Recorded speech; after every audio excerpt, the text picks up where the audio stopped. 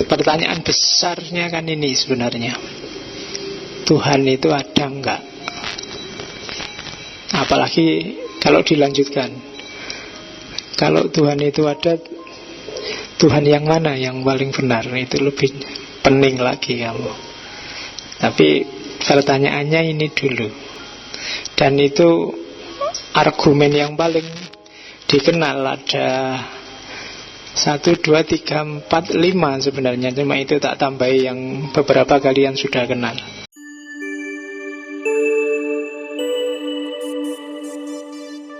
Bismillah. Assalamualaikum warahmatullahi wabarakatuh. Bismillahirrahmanirrahim. Alhamdulillahi rabbil alamin. Wa bihi nasta'inu ala umurid dunya waddin. Allahumma sholli wa sallim wa barik ala habibina wa syafi'ina sayyidina wa maulana Muhammadin wa ala alihi wa ashabihi ajma'in. Amma ba'du. Bismillah. Kita lanjutkan ngaji filsafat kita yang terakhir sebelum Ramadan. Sebenarnya masih bisa sekali lagi minggu depan, tapi mungkin saya yang tidak bisa. Iya. Ya wis, yang penting nanti ketemu lagi setelah Idul Fitri. Ya bisalah kita libur sekitar 2 bulan, ambil nafas dulu. Setahun filsafatan itu kan bisa ampuh kamu.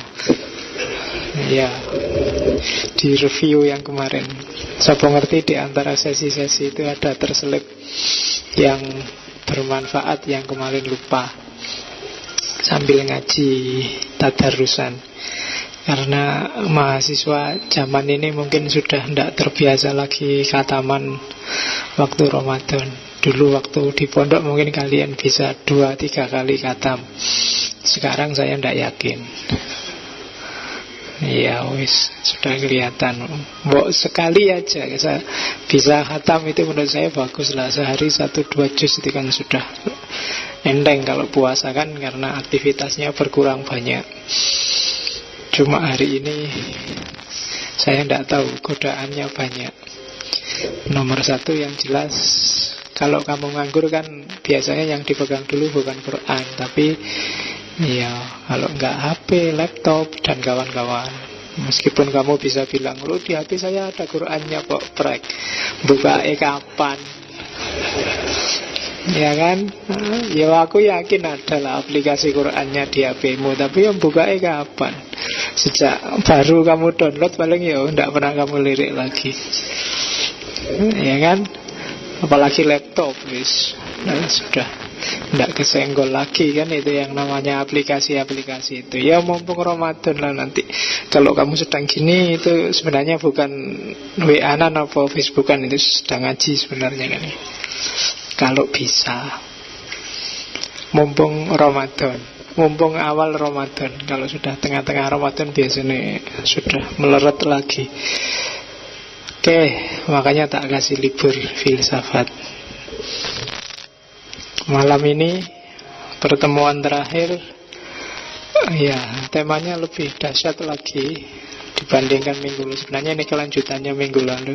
Kalau minggu lalu argumen tidak adanya Tuhan, malam ini kita ketemu argumen adanya Tuhan. Tapi itu pun nanti juga, karena selalu saya bilang produknya akal manusia itu tidak ada yang tidak bisa dibantah. Jadi ini nanti banyak sekali argumen juga dibantai sendiri antara para filosof. Dan kamu nanti jangan kaget. Dan ini bukan kajian tasawuf, bukan kajian teologis. Kalau kajian tasawuf, kajian teologis itu kan kalian terima dengan wow, karena luar biasa, ada mukjizat-mukjizatnya, ada karomah-karomahnya. Kalau kajian tasawuf, kalau kajian teologis, kalian menerimanya kan sambil mengkerut. Itu aliranku apa aliran yang lain, itu kan sedikit itu. Itu kalau teologi. Kalau filsafat, tidak peduli aliran, tidak peduli wow, masuk akal atau enggak. parameternya cuma itu. Makanya nggak usah kaget, nggak usah gelisah kalau ada bantahan-bantahan terhadap yang selama ini kalian yakini itu bukti rasionalnya Tuhan. Ternyata juga nanti bantahannya banyak. Meskipun jawaban-jawaban juga banyak, tapi tampilnya pasti tidak hari ini, nanti setelah Idul Fitri. Hari ini kalian perlu kenal yang gelap-gelap dulu, yang terang besok. Karena salah satu, kalau kalian merasa sedang mencari cahaya, bekal paling penting untuk kalian bisa nemu cahaya, kalian harus bisa mengenali kegelapan. Kalau kalian masih belum bisa membedakan mana gelap, mana terang, kalian gak akan bisa ketemu cahaya. Rumusnya itu. Apalagi hari ini, yang gelap dan yang terang kan campur. Nah, itu kalau ilmumu tidak lengkap, itu kamu anggap cahaya padahal itu gelap. Kita masuk sekarang ke tema ini. Argumen logis adanya Tuhan. Ya mesti nanti banyak cuatan. Kayak minggu lalu kan saya ngomongnya agak ngaco, agak iki piye to jarine Islam tuh bahasane kayak wong ateis. Lah memang temanya sedang ateis. Ini juga temanya juga sedang mengobrak-abrik konsep ketuhanan. Oke, bismillah. Meskipun ngajinya anti Tuhan, tapi bismillah. apa-apa tuh. Ini kita sedang membuktikan sedalam-dalamnya bahwa akal kita memang terbatas. Jadi kalau Nabi wanti-wanti tafakkaru fi khalqillah wala tafakkaru fi dzatillah, itu to some extent di level tertentu memang ya mungkin kamu nggak perlu menghabiskan energi di situ, bukan karena sesatnya tapi kamu capeknya yang akhirnya juga tidak ketemu juga. Oke, bismillah. Pertanyaan besarnya kan ini sebenarnya, Tuhan itu ada enggak? Apalagi kalau dilanjutkan, kalau Tuhan itu ada, Tuhan yang mana yang paling benar? Itu lebih pening lagi kamu. Tapi pertanyaannya ini dulu. Dan itu argumen yang paling dikenal ada 1, 2, 3, 4, 5 sebenarnya. Cuma itu tak tambahi yang beberapa kalian sudah kenal.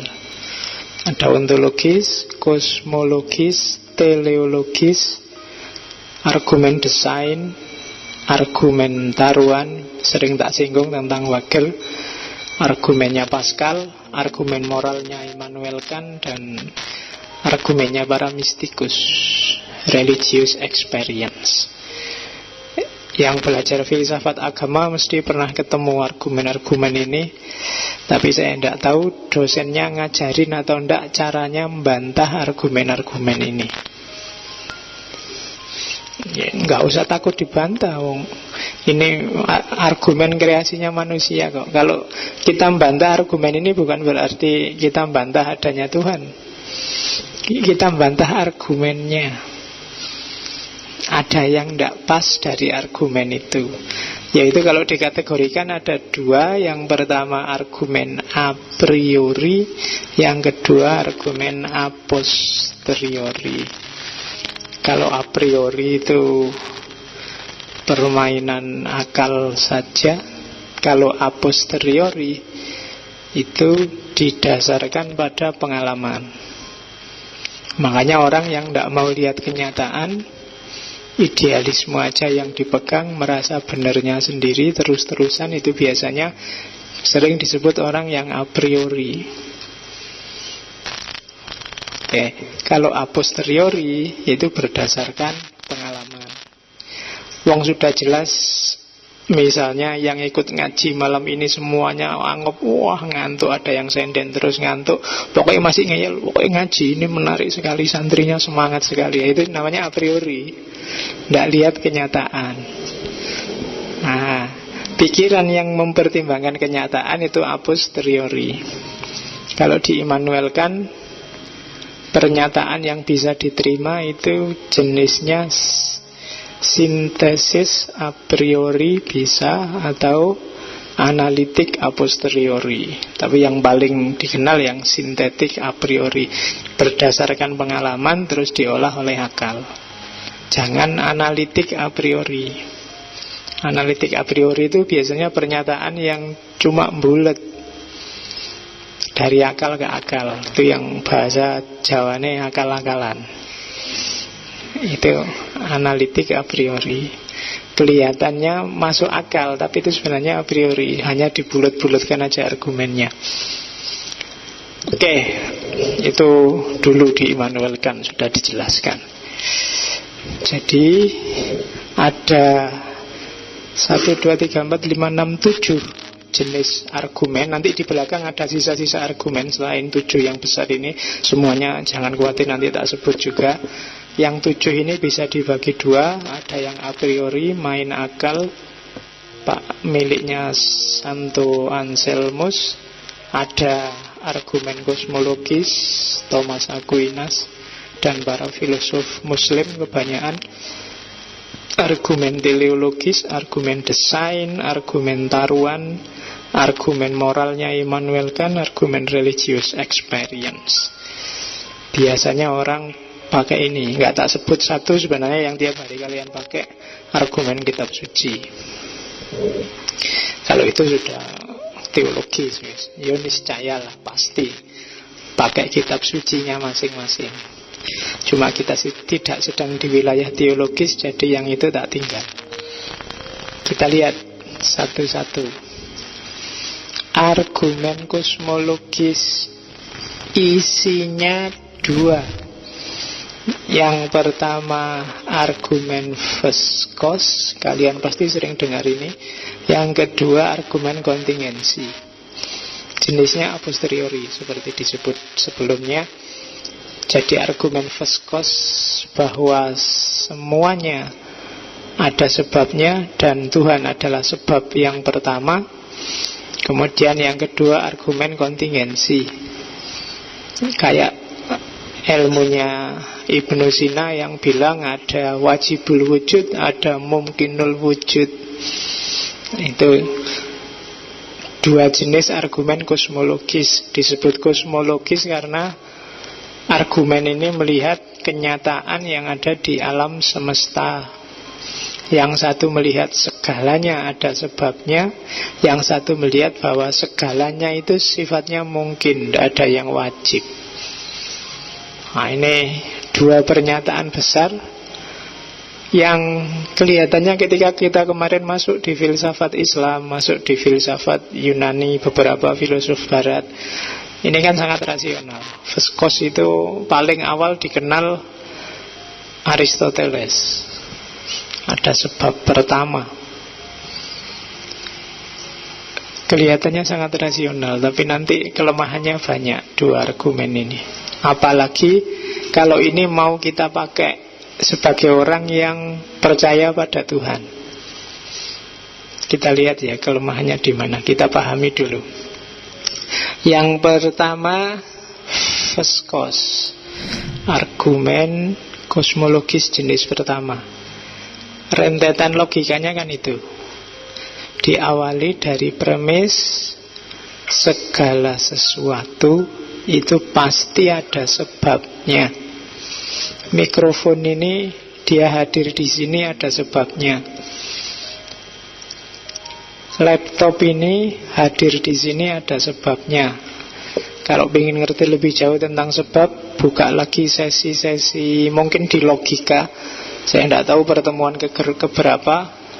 Ya kalau Aristoteles kan membagi ada sebab material, sebab efisien, sebab formal, dan yang terakhir sebab final.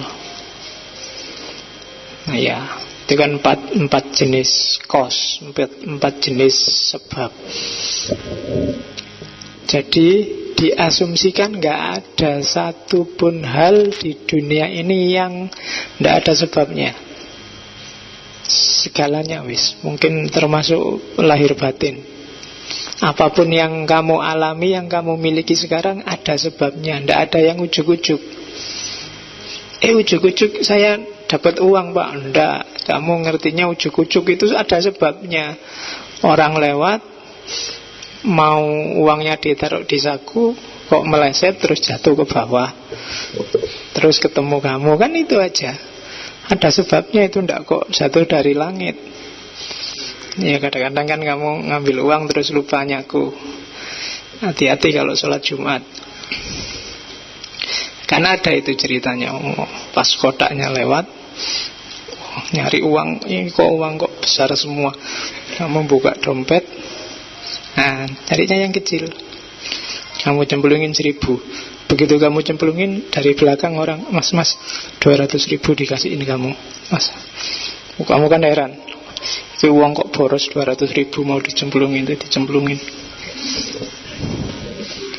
Iya. Begitu habis Jumatan, Pak 200.000 dicemplungin sampai itu 2.000, 5.000 kan cukup. Loh itu tadi uangnya masnya jatuh, mas lagi. Iya. Oke. Makanya jangan pelit-pelit. Kalau kamu masukin berapa? 1.000. Jangankan 1.000 Pak. Iya, lewat aja saya tidak ngerti Pak, ngantuk. Iya. Ya mbok kalau nggak ngasih nggak apa-apa, cuma jangan ngantuk. Kasihan yang mau muter itu loh. Kamu mau ditaruh ini masih tidur, mau didorong ke sana, jangan-jangan mau ngasih, mau dibangunin susah.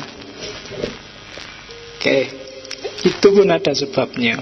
Nggak ada yang jatuh dari langit dalam banyak hal. Itu premis pertama mengimplikasikan premis kedua. Tidak ada satu hal pun yang jadi sebab bagi dirinya sendiri. Sebab itu selalu di luar musabab. Yang bikin HP bukan HP ini sendiri. Yang bikin anak bukan anak itu sendiri. Ya kan gitu, kacau nih anak itu sendiri. Sejago-jagonya tukang sulap itu tetap tidak bisa menciptakan dirinya sendiri. Apapun. Jadi premis pertama, ini mulai mikir logika harus agak pelan-pelan. Tidak ada sesuatu yang jadi sebab bagi dirinya sendiri. Selalu sebab itu di luar dirinya. Ya meskipun kamu bilang, saya Pak tidak tahu entah kenapa kok rasanya sedih sekali. Ya enggak, itu berarti ada yang mendorong yang bikin kamu sedih. Entah perasaanmu, entah kenanganmu, entah memorimu yang lama, selalu dari luar. Nah, terus ada lagi premis ketiga. Premis ketiga, tidak mungkin ada tapi rangkaian sebab akibat yang tanpa akhir.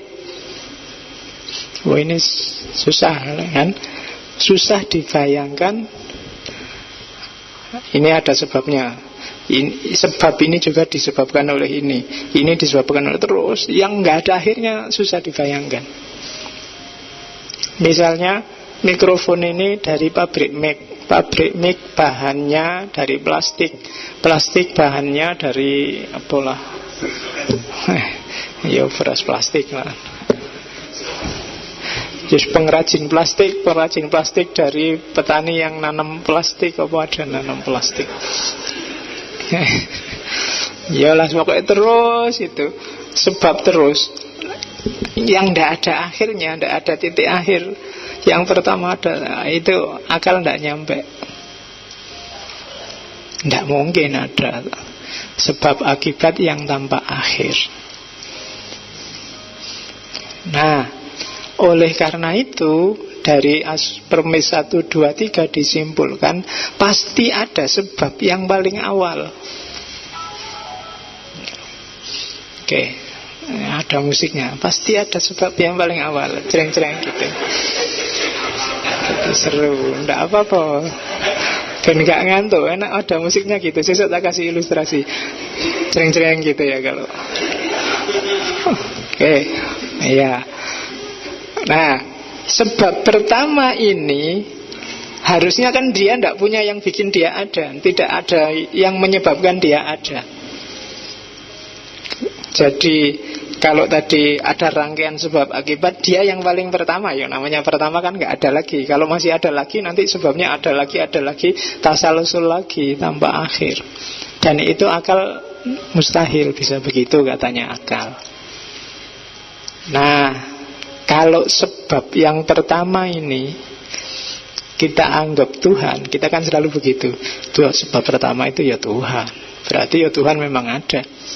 Sebagai konsekuensi logis, diawali dari kenyataan di kosmos ini bahwa semuanya ada sebab. Itu argumen first cause namanya. Dipelopori Aristoteles, disempurnakan oleh Thomas Aquinas, dibantu oleh Ibn Rus dan kawan-kawan. Jadi segala sesuatu pasti ada sebabnya. Tidak ada sesuatu yang jadi sebab bagi dirinya sendiri. Yang ketiga, tidak mungkin ada rangkaian sebab akibat tanpa akhir. Yang keempat, berarti ada sebab pertama yang tidak disebabkan. Karena kalau dia ada yang bikin dia, ya berarti ada sebab lagi. Belum pertama. Yang sebab ini mungkin yang pertama, tapi kok masih ada lagi, ya terus berarti belum pertama. Dan harus ada berhentinya. Kalau nggak ada berhentinya, nggak masuk akal. Dan kalau kita sebut yang pertama itu sebagai Tuhan, berarti ya Tuhan itu ada. Oh, ini kan argumen luar biasa. Kalau saya berhenti di sini, bagi kamu ini argumen yang sempurna. Berarti Tuhan itu memang ada. Ya tidak apa-apa, memang level kita masih belum nyampe untuk mengkritisi yang ini. Tapi para filosof sudah banyak yang mengkritik ini.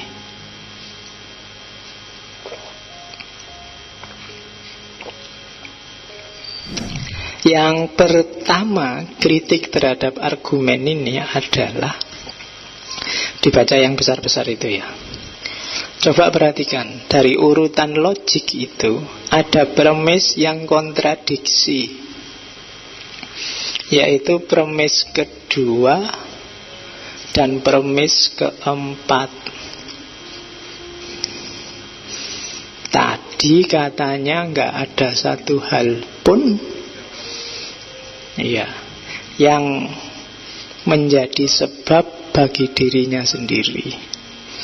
Tapi kok di 4 jadi berubah? Ternyata ada toh. Oh, itu dari sisi logika sudah nggak nyambung. Kalau memang ada sejak awal bilang ada, tapi tadi katanya nggak ada. Sekarang bilangnya ada. Nah, itu kontradiksi namanya. Nah, itu kamu tadi kan nggak teliti, tapi ini ahli logika ngerti, teliti. Itu yang bikin kamu gampang dihapusi kalau nonton infotainment itu. Oke, SB siapa? Sekarang kan orang ramai dengan SB itu.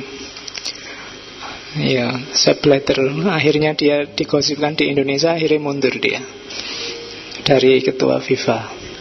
Mungkin dia nggak paham, mungkin itu gosipnya untuk prostitusi online kok. Dianggap gosip FIFA mungkin. Terus dia mundur. Oke. Nah, itu yang 24. Kontradiksi, tidak nyambung. Terus perhatikan premis ketiga. Tadi kan kamu seneng aja, nggak nyampe lo akal kalau ada sebab akibat tanpa akhir. Kenapa kalian menerima? Karena di premis ketiga itu kalian menyamakan antara angka dan peristiwa. Jadi tak baca ya. Premis ini biasanya karena kita punya asumsi bahwa rangkaian angka yang tidak terbatas itu tidak ada. Pasti ada batasnya. Rangkaian angka itu gini, kalau kalian tak tanya angka paling kecil berapa, kalian mesti nggak nyampe akal saya pak. Tapi ada toh, pasti ada pak. Kan gitu. Angka paling besar berapa? Wah, 9 nggak nyampe pak saya menyebutnya. Tapi pasti ada pak. Ada pak. Kalau nggak ada kan Tuhan itu tidak terbatas kan. Kayaknya selalu bilang gitu. Kalau angka bisa, tapi kalau peristiwa nggak bisa.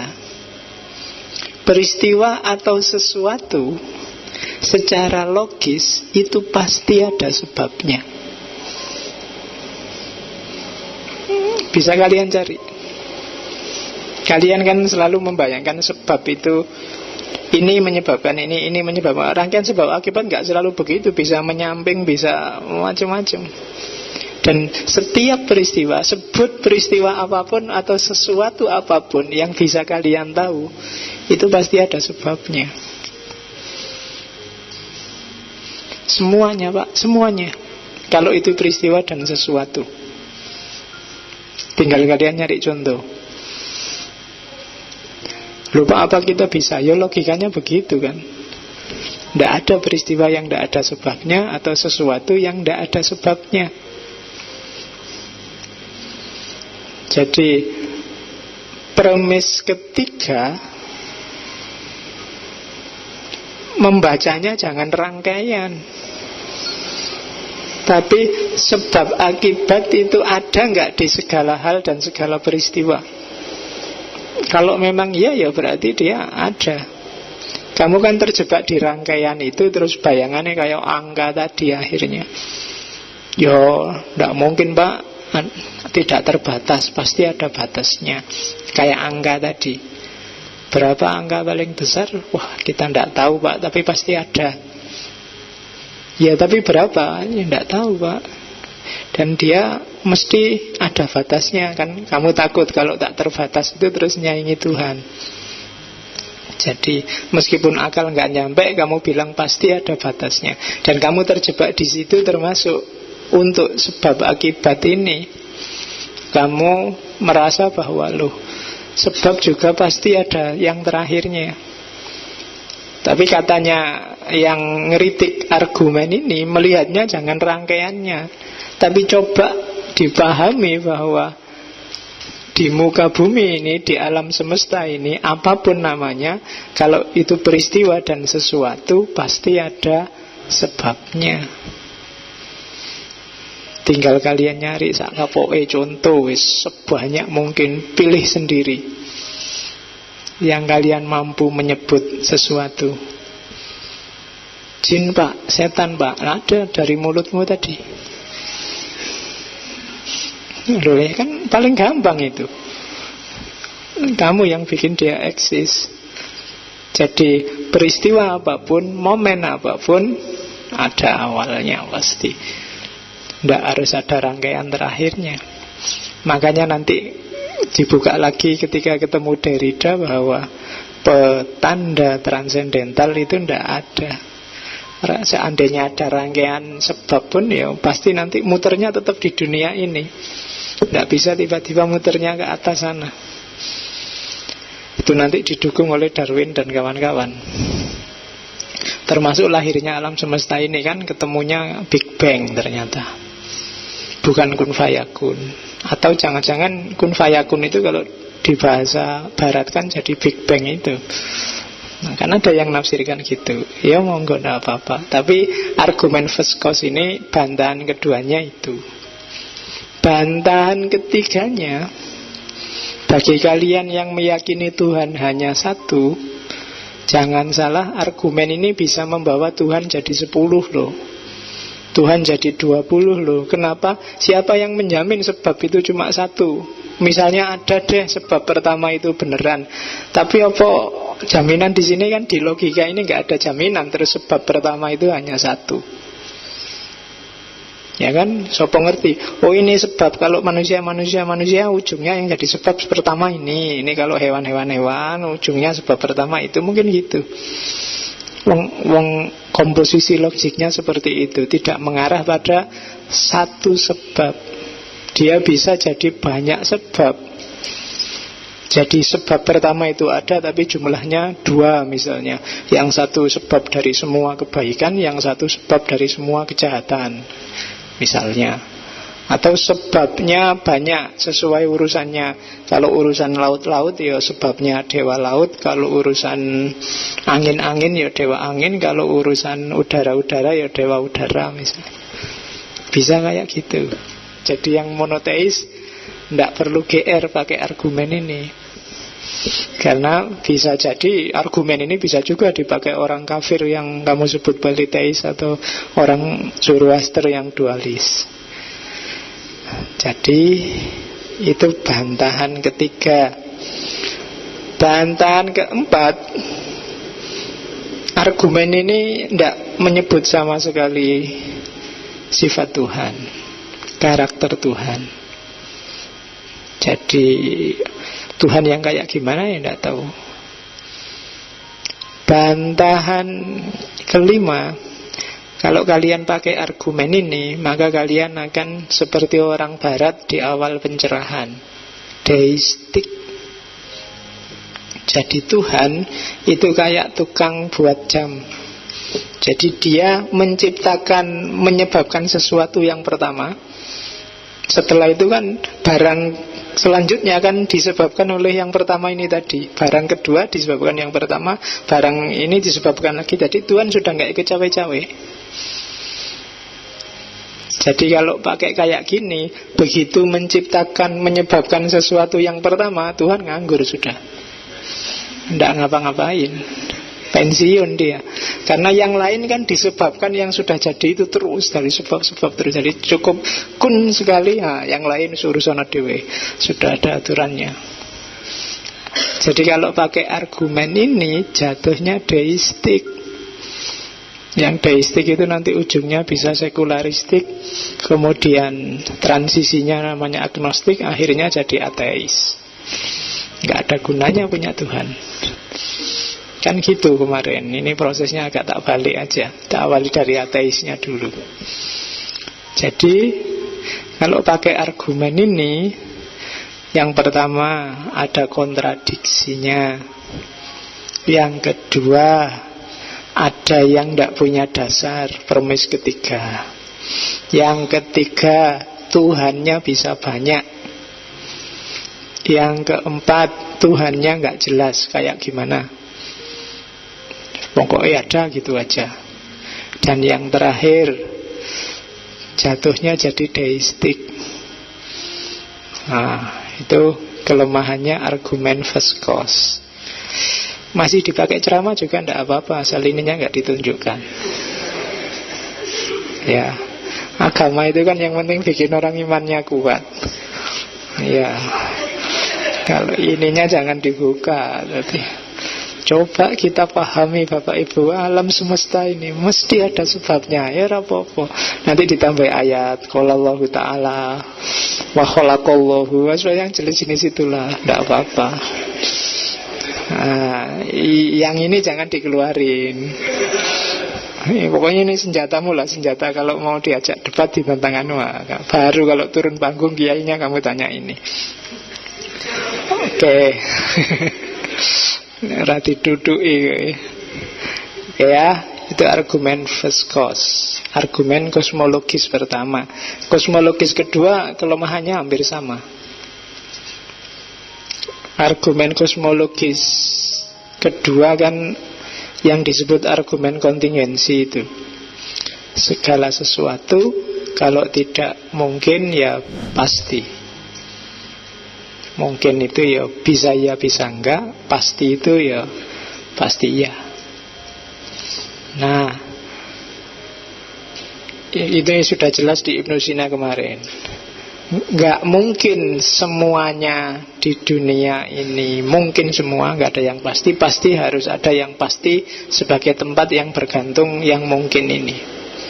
Adanya yang mungkin pasti karena adanya yang pasti. Jadi Allahus Somad, yang pasti jadi tempat bergantung yang mungkin. Kalau yang pasti itu kita sebut Tuhan, maka Tuhan pasti ada. Nah, kelemahannya hampir sama kayak yang tadi, yang kosmologi satu, bahwa tidak ada jaminan tempat bergantung itu pasti satu. Dia bisa dua, bisa tiga. Karakter Tuhannya juga tidak jelas. Bantahannya sama karena sama-sama kosmologis. Dan yang ketiga, Kalau tadi cuma sifatnya, kalau ini bisa lebih dalam karena zatnya juga tidak jelas. Bisa jadi tempat bergantung itu jenisnya manusia, mungkin juga bisa jadi tempat bergantung itu jenisnya pohon, mungkin bisa, itu tidak jelas di situ. Jadi cuma disebut tempat bergantung. Jadi berarti kalau logikanya dibalik, semua yang jadi tempat bergantung segala yang mungkin, itu berarti dia punya karakter ketuhanan. Mahasiswa mungkin lulus, mungkin tidak, maka dia bergantung pada dosen. Dan posisinya dosen saat itu kayak Tuhan. Nah, jadi kalau pakai argumen ini kamu bisa kejebak itu. Mahasiswa tidak ngerti fikih sama sekali, dia bingung dengan hukum, maka dia pasrah bergantung pada kiainya, pada ulama. Nah, posisinya kiai jadi tempat bergantung. Itu kan sama dengan dia bilang, untuk urusan fikih, Pak Kiai, padamu aku bergantung. Kan itu bahasanya. Nah, kalau memang logikanya begitu, maka argumen ini tidak mengarah pada hakikat zatnya Tuhan secara pasti. Orang malah bisa tersesat pakai argumen ini. Kan banyak argumen ini kan biasanya diawali, kita ini sekarang hidup, besok mati. Jadi keberadaan kita itu hanya mungkin.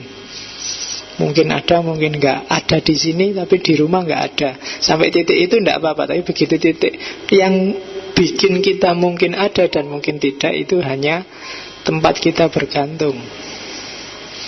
Itulah yang kita sebut Tuhan. Nah, dengan logika yang sama, kayak tak kasih contoh tadi, kamu bisa tunduk pada dosenmu, kamu bisa tunduk pada kiaimu, bahkan kamu bisa tunduk pada pacarmu dengan hal yang sama. Aku tanpamu bagaikan apalah, kan selalu gitu. Dirimu kan biasanya dilenyap-lenyapkan, terus hanya ada tempatmu bergantung, yaitu pacarmu. Itu argumen kontingensi namanya. Jadi melenyapkan diri karena sifatnya mungkin, menegaskan yang digantungi karena sifatnya pasti. Biarlah diriku lenyap jadi debu asal engkau titik-titik. Nah itu ya argumen kontingensi. Tidak apa-apa lah, tak kasih contoh gini terus, karena saya tahu di sini banyak yang masih jomblo. Iya, siapa ngerti setelah ini terus tergerak hatinya untuk mencari tempat bergantung. Alah, iya. Oke, ya paling tidak banyak jemuran lah tempat bergantung. Oke, itu yang kedua, argumen kosmologis. Jadi kelemahannya argumen kosmologis itu tadi, secara umum dua yang atas itu, tidak mengarah pada Tuhan yang satu, tidak mengarah ke sifatnya Tuhan, bahkan tidak mengarah ke zatnya Tuhan. Beberapa argumennya tampak kontradiksi, tidak nyambung. Oke, itu bekal keduamu untuk mengkritik pembuktian Tuhan lewat dalil mungkin dan pasti. Jangan khawatir, akalnya manusia itu memang bantai gampang. Yang ketiga, ini yang paling sering dipakai orang, argumen teleologis. Kadang orang menyebutnya argumen from the side. Jadi yang dilihat adalah alam semesta.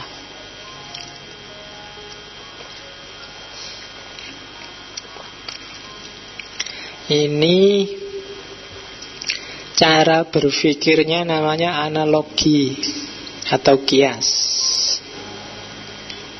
Lebih tepatnya lagi, jenis kias yang dipakai di argumen teleologis itu kias ghaib ala syahid, membuktikan yang tidak ada dengan yang ada.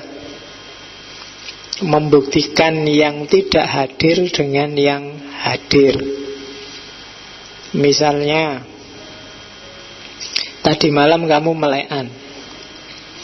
Begitu pagi-pagi kuliah, masuk kelas, kamu masih riyip-riyip, bolak-balik angop. Apa bahasa Indonesianya angop itu ya? Menguap itu bukan air itu, menguap. Ya mengangop.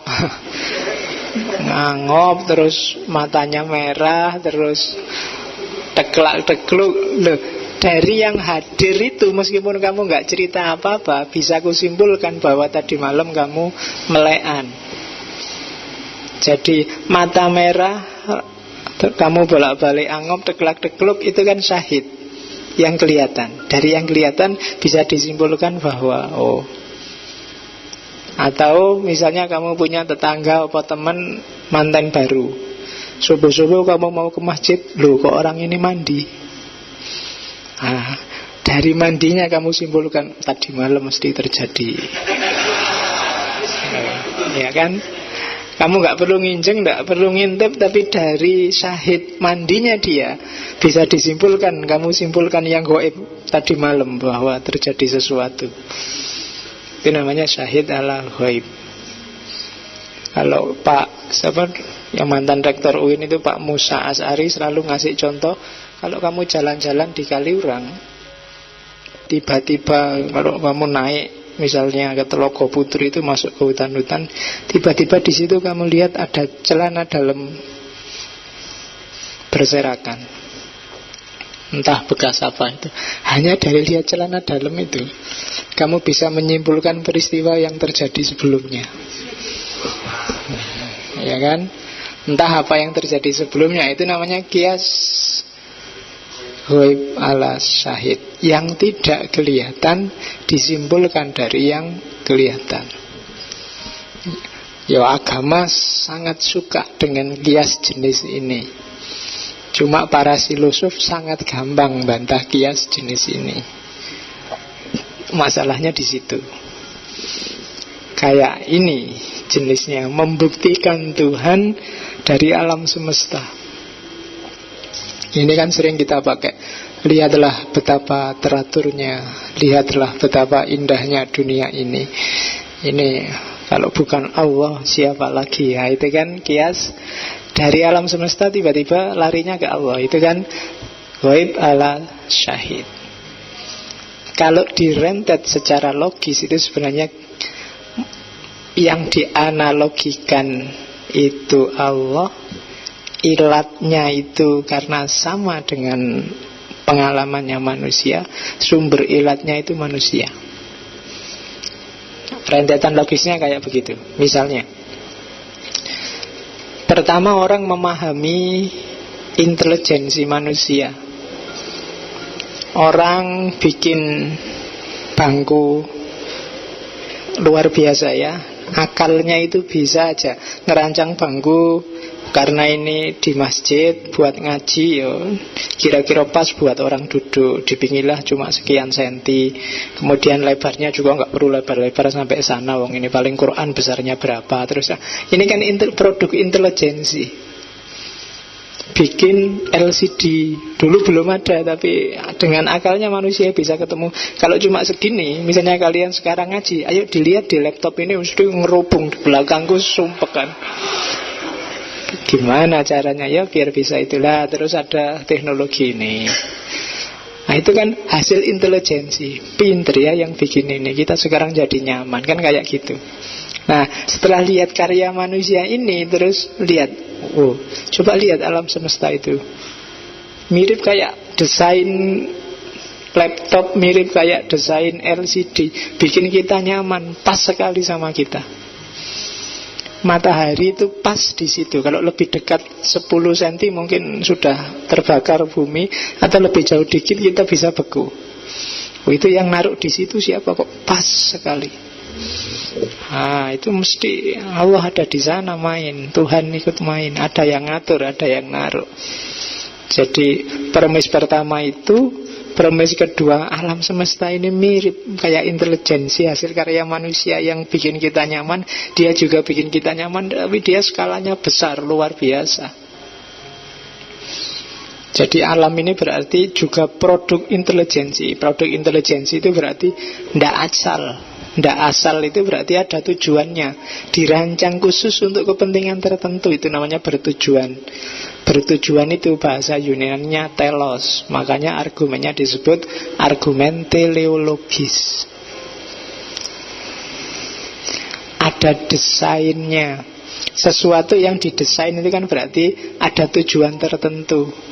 Gelas itu didesain ada lubangnya di atas karena untuk minum. Coba lubangnya di bawah sudah habis. Begitu kalian ngambil, itu kan desain namanya. Pintu ditaruh di samping atau depan rumah atau belakang rumah, tidak di atas. Kalau di atas kalian masuknya susah. Itu kan desain. Misalnya bikin rumah pak, pintunya tak taruh di atas. Kalau naik pakai tangga, terus nggak perlu tembok, pakai kaca aja semua. Pintunya di atas, jadi kalian masuk rumah kayak kerupuk nyemplung itu. Oke. Oke. Lo itu argumen from design. Segala sesuatu ada tujuannya. Alam semesta ini kompleks, desainnya pas. Bahkan desain tubuh kita kan pas. Mata dua di sini, hidung di sini, telinga di sini, itu kan pas. Kalau mata di samping kan agak susah kamu. Di depan gak kelihatan, tapi kalau ada cewek lewat sana kelihatan. Kalau iya, kamu gak perlu ngelirik. Kamu jalan biasa aja, tiba-tiba sweet karena sudah kelihatan dari sini. Gak perlu noleh. Tapi kan gak enak kalau kamu mau nangis gini-gini, gak bisa gini. Ya kan? Jadi Allah merancangnya pas. Konstruksi tangan, titik siku, titik semuanya pas. Itu mesti tidak kebetulan. Sudah, karena Allah tahu sampai masa depan itu dirancang detail sampai kecil sehingga pas buat kita. Berarti desainernya ini luar biasa. Perancangnya alam semesta ini sip pokoknya, jos. Nah, kalau perancang desainer itu kita sebut Tuhan, berarti Tuhan memang ada. Buktinya apa? Alam semesta ini loh, tertib, harmonis, nyaman, pas untuk kita tinggali. Bagus luar biasa, indah luar biasa. Itu namanya argumen teleologis. Oke. Dilanjutkan nggak? Atau jangan Pak, nanti saya nggak punya argumen lagi untuk meyakini Tuhan. Ini juga ada bantahannya. Banyak filosof yang bantah argumen from design. Kita lihat ya. Yang ini tetap untuk bahan ceramah, yang ini jangan. Oke. Loh kan yang paling sering diceramahkan yang tadi kan, yang desain itu kan. Lihatlah alam semesta, bagaimana Allah menciptakan langit, bumi, bintang-bintang kan gitu. Nah, kritiknya tak tunjukkan yang paling sadis ngeritik itu David Hume. Kritiknya David Hume yang pertama, ketika kamu bilang bahwa alam ini tertib, terdesain rapi, berapa persen alam semesta yang sudah kamu lihat? Dari keseluruhan alam semesta kamu baru lihat dikit, sudah disimpulkan bahwa semua alam semesta ini indah. Kamu cuma baru lihat screensavernya komputer aja sudah bilang bahwa alam semesta ini indah. Ya kan, kamu belum ngerti aslinya alam semesta itu. Kamu lihat, pantai itu indahnya luar biasa. Kamu belum lihat yang kemarin tenggelam berapa anak rekreasi itu. Kalau sudah gitu apa masih indah? Ya kan? Generalisasi. Argumen ini katanya David Hume, kelemahan pertama adalah mengeneralisir, overgeneralisasi. Hanya lihat beberapa fenomena alam yang dianggap harmonis, terus disimpulkan seluruhnya harmonis. Loh, hawanya sekarang loh Pak, enak Pak, enggak. panas. Karena saya nggak suka dingin, saya suka yang panas. Panas ini enak. Enak bagimu, tapi bagi orang yang nggak seneng panas, begitu panas dia sumpek. Begitu kena panas penyakitnya kambuh. Mungkin gatal-gatal, mungkin alergi karena banyak debu. Sementara yang satunya nggak kuat hujan. Begitu hujan kamu senang, alhamdulillah, rahmat. Yang satu, aduh hujan, alamat. Penyakitku kumat ini, hujan ini biasanya batuk kumat, pilek kumat, dan seterusnya. Jadi indah bagimu mungkin tidak indah bagiku. Sifatnya subjektif dan generalisasi. Itu kritik pertama. Itu nggak bilang ngeritik sadis langsung dibunuh, bahwa ini generalisasi, selesai. Jadi kalau ada kiai ceramah, lihatlah alam semesta ini betapa indahnya. Ya kamu boleh tanya, alam bagian mana itu?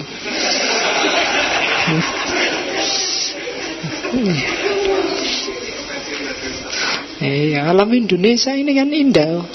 Ustaznya bilang gitu, yuk kamu tinggal nyontohin banyak di Indonesia ini yang, apalagi yang hidup di Jakarta, hidup di pinggir kali, hidup di bawah Merapi. Indahnya di mana? Sekarang terakhir kabar banyak cacing keluar. Katanya mau ada gempa.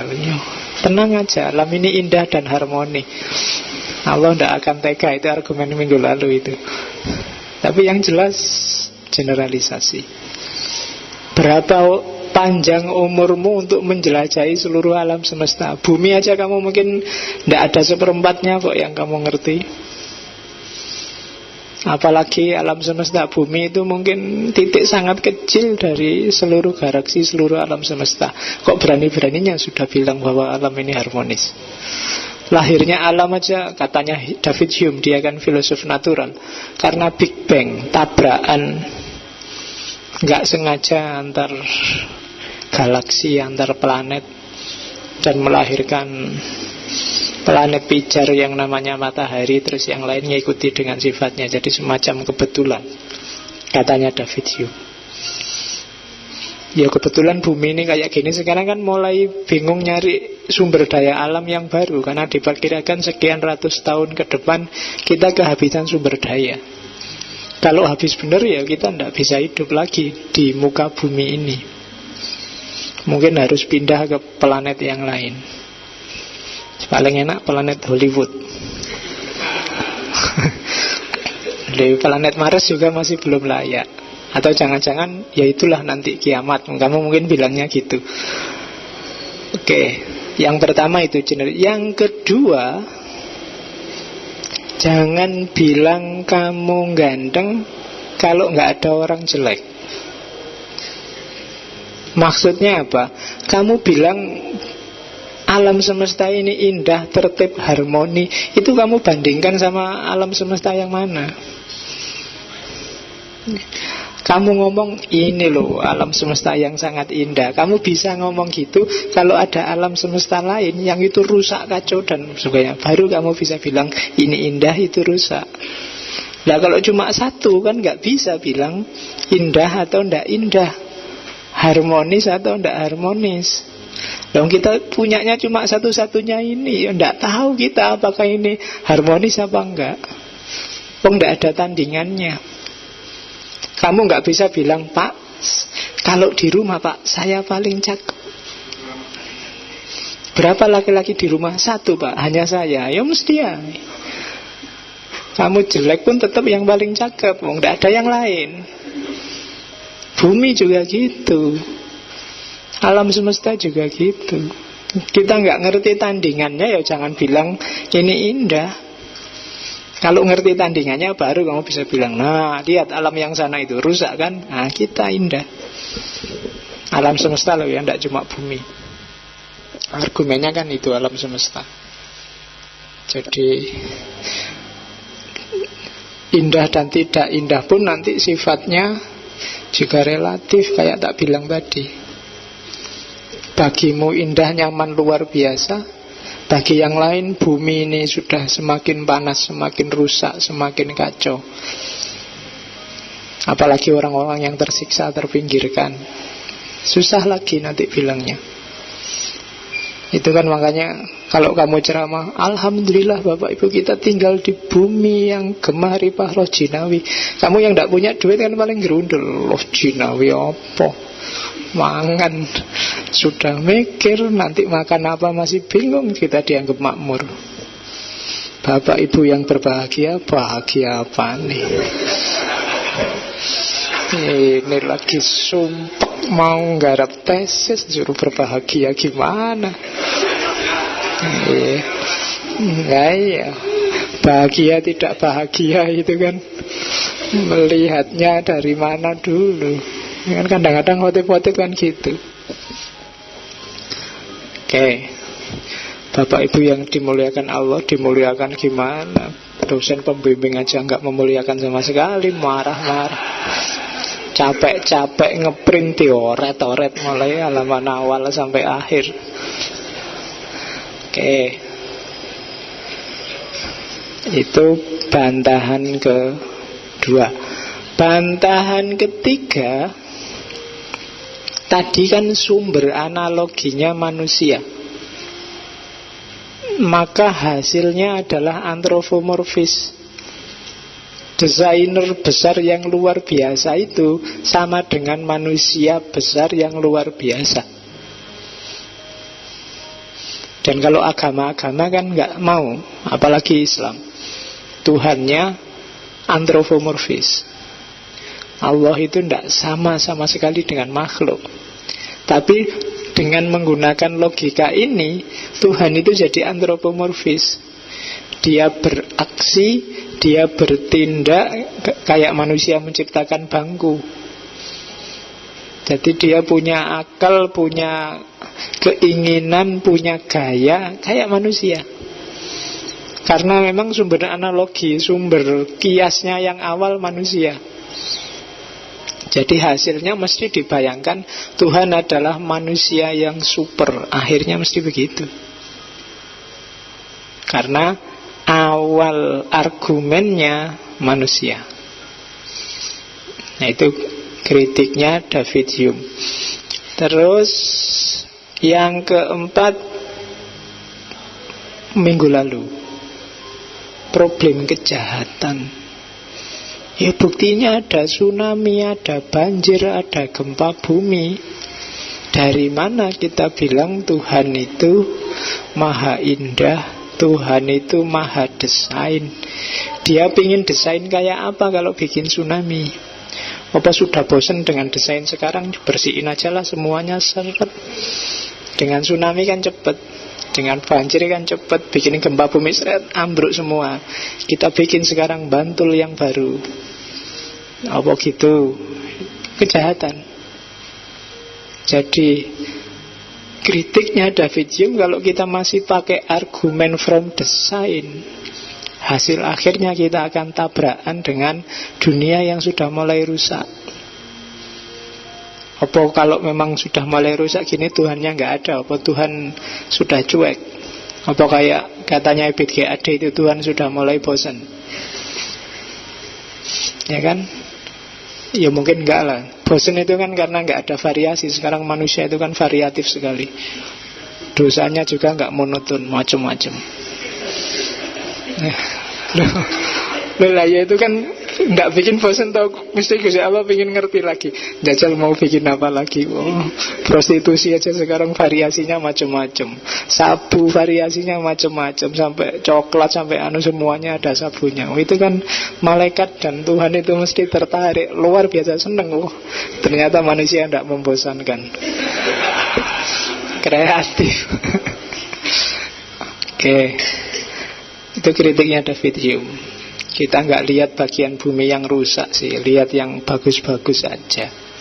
Makanya kesimpulannya gitu. Oke, dulu zaman gempa itu, saya Jumatan di Masjid UIN itu, makmumnya lari semua, khotibnya mencoba bertahan, akhirnya lari juga.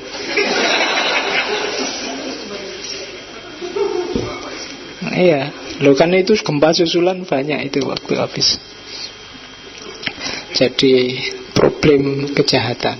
lagi enak-enaknya sholat, ada gempa susulan. Berapa hari setelah gempa besar itu kan trauma-traumanya orang. Ada goyang dikit aja sudah bubar orang semasjid. Iya.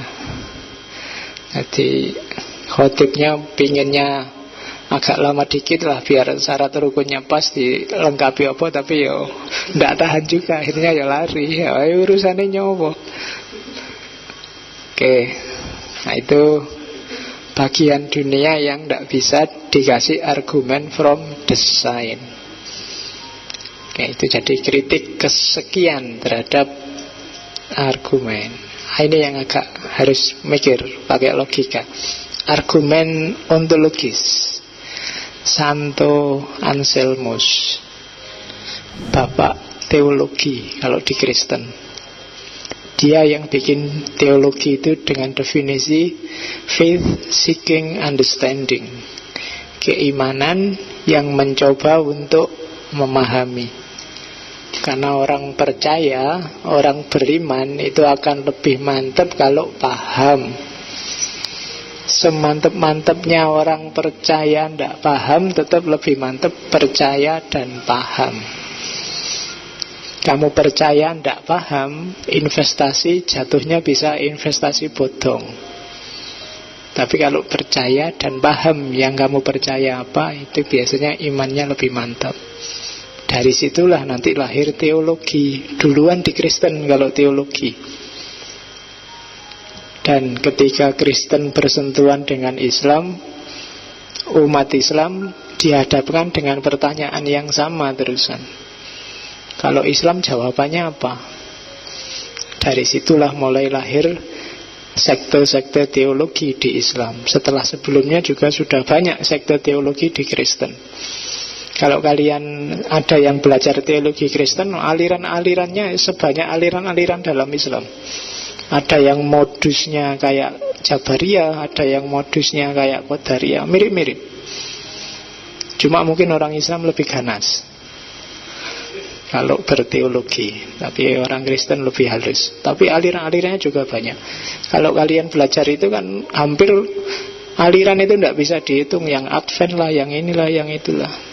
Setiap daerah ada gerejanya. Apalagi Hindu Bali itu bisa setiap rumah ada puranya. Dan itu tidak masalah. Oke. Argumen ontologis orang ini satu-satunya argumen yang a priori, dari akal ke akal.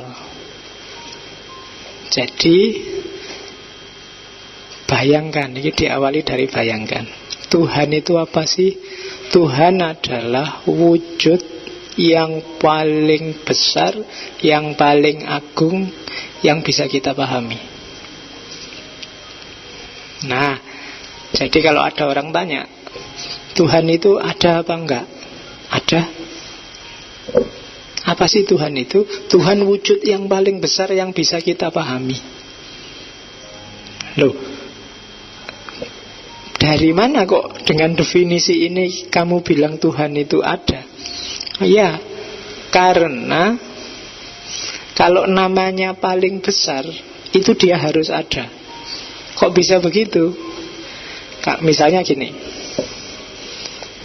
kalau ada sesuatu antara dalam bayangan saya punya uang banyak sekali, hanya dalam bayangan, dengan saya punya uang banyak sekali dalam kenyataannya, itu lebih besar mana? Lebih besar yang dalam kenyataan kan? Maka yang paling adalah yang ada dalam kenyataannya. Jadi Tuhan dalam bayangan kita itu kan gak ada kenyataannya, tapi kita yakini itu sebagai paling besar, paling agung, paling utama. Kalau itu paling, dia pasti ada kenyataannya. Kalau masih belum ada kenyataannya, belum paling dia. Karena untuk derajat paling itu harus ada kenyataannya. Kayak uang tadi loh, uangku paling banyak, tapi cuma dalam bayangan. Nah itu lebih banyak lagi, uangku paling banyak dan ada kenyataannya. Berarti yang paling adalah yang ada kenyataannya ini. Tentang Tuhan juga begitu. Kalau tadi hanya sekedar konsep, pokoknya saya yakin Tuhan itu paling besar. Begitu kita ngomong Tuhan paling besar, berarti dia ada kenyataannya. Karena kalau dia cuma konsep, dia belum paling. Itu mikir itu, bos. Jadi orang pinter itu gitu. Awalnya kamu disuruh ngelamun aja, bayangkan cewek paling cantik. Cewek cantik itu yang rambutnya panjang, yang paling cantik loh ya. Iya pak, yang rambutnya panjang, yang kulitnya putih dan seterusnya. Nah, itu belum paling cantik. Milikku lebih cantik. Kriteria aku persis kayak kamu, tapi dia harus ada dalam kenyataannya. Nah itu kan berarti lebih cantik yang ada dalam kenyataan ini dibandingkan yang cuma dalam khayalan. Tuhan juga begitu. Awalnya cuma kita yakini aja kan dia zat yang paling besar. Tapi begitu kita yakini dia zat yang paling besar, berarti dia harus ada, pasti ada dalam realitas. Kalau dia nggak ada, dia belum paling besar. Karena antara cuma konsep dengan ada kenyataannya, lebih besar yang ada kenyataannya. Maka yang paling besar ini harus ada kenyataannya, karena kita kasih atribut paling. Itu argumennya Santo Anselmus. Jadi nggak perlu capek-capek lihat alam semesta, sambil nongkrong aja dipikir, dirumuskan pakai akal. Tuhan pasti ada. Kenapa? Karena kita yakin dia paling besar, paling agung, paling Oke. Sekarang kita lihat kritiknya. Yang mengkritik keras Anselmus ini Immanuel Kant.